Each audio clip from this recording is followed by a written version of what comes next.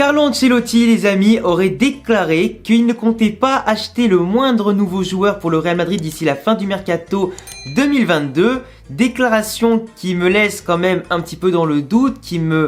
pas forcément qui m'embête à un point inimaginable, mais je trouve quand même qu'aujourd'hui, quand tu arrives à mi-juillet par exemple, que certes tu as un effectif qui est déjà large et que tu as du mal à te séparer de certains indésirables, ou que peut-être tu veux laisser une chance à certains joueurs de partir à la tête haute pour leur dernière année, ou peut-être que tu veux quand même en essayer certains en forçant un petit peu peut-être à un autre poste avec un autre schéma tactique ou je ne sais pas,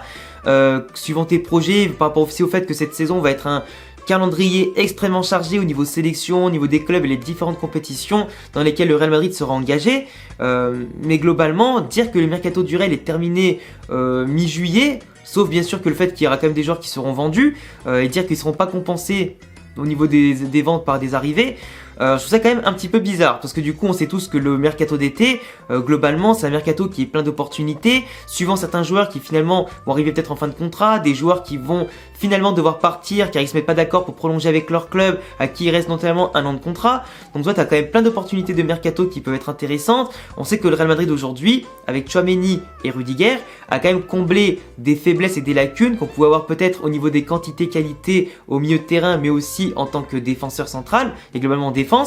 qui viennent à compléter à merveille l'effectif pour qu'on puisse avoir de la concurrence, faire tourner sereinement l'année prochaine.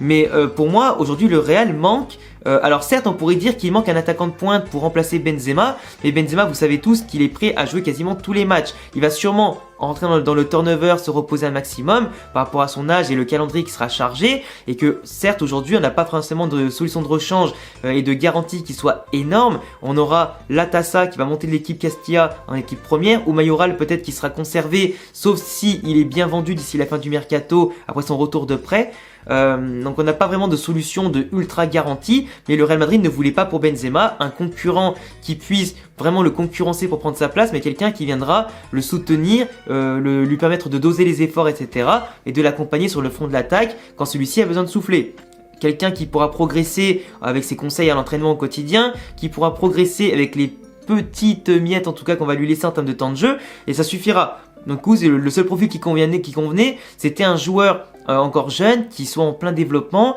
qui a besoin d'avoir cet environnement conquérant du plus grand club du monde pour grandir encore plus vite qu'ailleurs. Et surtout voilà, parce que Benzema il lui reste encore 2 ans de contrat et d'années au haut niveau, j'allais dire minimum, maximum, on verra bien suivant son physique et tout ça. Mais après voilà, l'effectif du Real Madrid d'aujourd'hui c'est plutôt l'attaque qui pose problème, parce que le milieu de terrain, t'as le trio magique, t'as les 3-4 futurs remplaçants et les 3-4 jeunes en tout cas du Real Madrid qui explosent partout et qui vont exploser et qui vont dominer l'Europe et l'Espagne pendant de nombreuses années, j'en suis sûr. La défense c'est comblé, même si on aurait bien aimé pourquoi pas ne pas avoir Odriozola en tant que remplaçant de Carvajal, mais plutôt un Reece James ou quelqu'un de très haut level pour concurrencer justement Carvajal et les pousser à donner leur maximum pour que le Real n'ait plus trop de lacunes de ce côté-là. À gauche, on aura Ferland Mendy à la base et défense centrale, c'est bouclé. Mais pour moi, le gros problème du Real aujourd'hui, c'est plutôt l'attaque. L'attaque, parce que, outre Benzema, je vous ai donné l'exemple, à gauche, tu as Vinicius et tu peux aussi avoir Eden Hazard. Mais Eden Hazard, on sait qu'Ancelotti veut le faire jouer en faux numéro 9 plutôt qu'autre chose. Et Vinicius est quasiment intouchable. Et tu me diras aussi, à l'âge qu'il a, il peut très bien jouer. Après, ça n'empêche pas que aussi, voilà, de l'autre côté à droite, on a Lucas Vazquez, on a pour l'instant encore Asensio qui est pas parti. On a Rodrigo, du coup, qui vont se partager le poste suivant les adversaires, suivant la forme du moment, etc.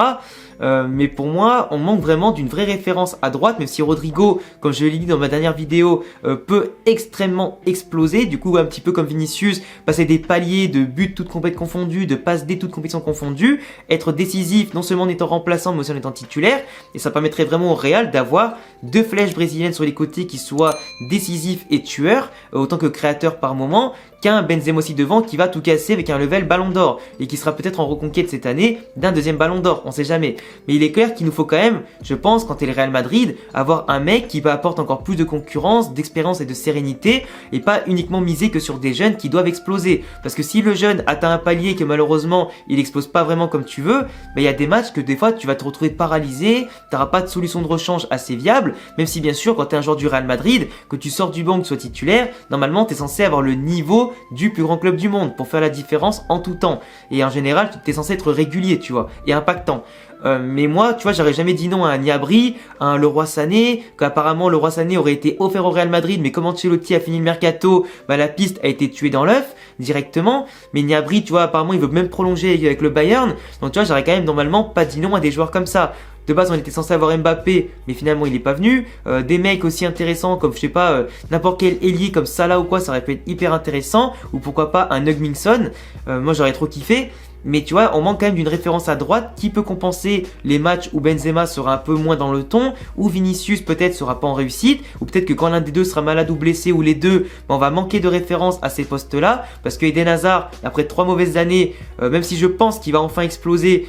ça suffira peut-être pas à tout compenser, les absences de Benzema ou ses méformes, et pareil pour Vinicius. Asensio, ben voilà, il est très nonchalant, il joue pas à son poste parce qu'il doit jouer plus dans l'axe que sur un côté, bah c'est compliqué. Rodrigo, s'il explose pas, imaginons, ça sera compliqué. Tu vois, on aura un système où si tu as des absents et beaucoup de blessures, avec l'enchaînement des matchs, on sera un peu niqué et sans solution. Ou du moins on aura des solutions un peu légères, pas forcément sûres à 100% de fonctionner, et voilà. Après bien sûr tu as toujours le schéma tactique d'Ancelotti avec du coup 4 milieux de terrain par exemple, avec un Valverde placé plus haut, peut-être que Tchouaméni va être présent, du coup Modric va être mis encore un peu plus haut, du coup des fois des moments tu as peut-être des compositions avec 5 milieux de terrain et qu'un attaquant, si vraiment il y a beaucoup d'absents et de blessures pour faire jouer un petit peu tout le monde à des postes qui leur conviennent, et pour booster le milieu de terrain, être sûr d'avoir le ballon, le maîtriser, faire un bon pressing aussi, et après du coup tu mets juste un attaquant qui peut potentiellement pendant le match tuer les occasions, etc. Mais bref, tu as quand même beaucoup de solutions avec l'effectif du Real Madrid d'aujourd'hui. Mais à droite, en tant que pur attaquant, j'aurais préféré avoir soit un mec du niveau de Vinicius qui explose bien, etc. Soit un mec qui apporte de l'expérience, des buts, etc. Donc soit un joueur de classe mondiale, soit un mec qui est déjà confirmé, qui peut encore passer des paliers à tes côtés. Même si après, je suis d'accord avec vous, conserver des jeunes de chez nous et les faire progresser sans leur mettre des bâtons dans les roues, c'est aussi une très bonne chose. Mais après, je sais pas, moi, ça dépend aussi des objectifs de chacun. Si on pense que l'effectif aujourd'hui, en termes de quantité-qualité, il suffit largement, eh bien écoutez, amen, on vend juste les indésirables, on garde l'effectif qu'on a et vamos à tout gagner. Si on a gagné la Liga et la Ligue des Champions avec un effectif très réduit, pourquoi pas ? Après tout, si on a un effectif avec quelques retouches, comme Tchouaméni et Rudiger, et que la concurrence est là, que les jeunes ont explosé, passé des paliers,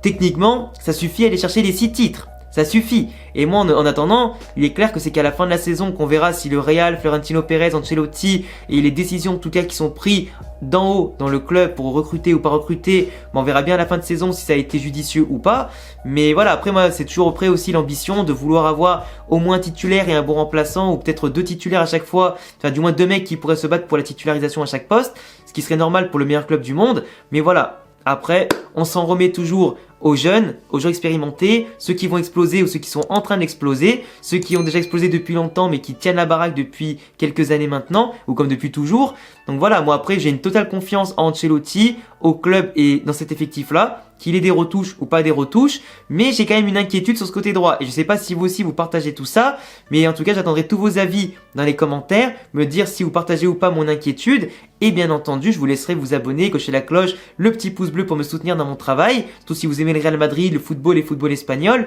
et me follow sur tous mes réseaux sociaux qui s'affichent ici et en description, et à bientôt la famille pour prochaine vidéo, ciao.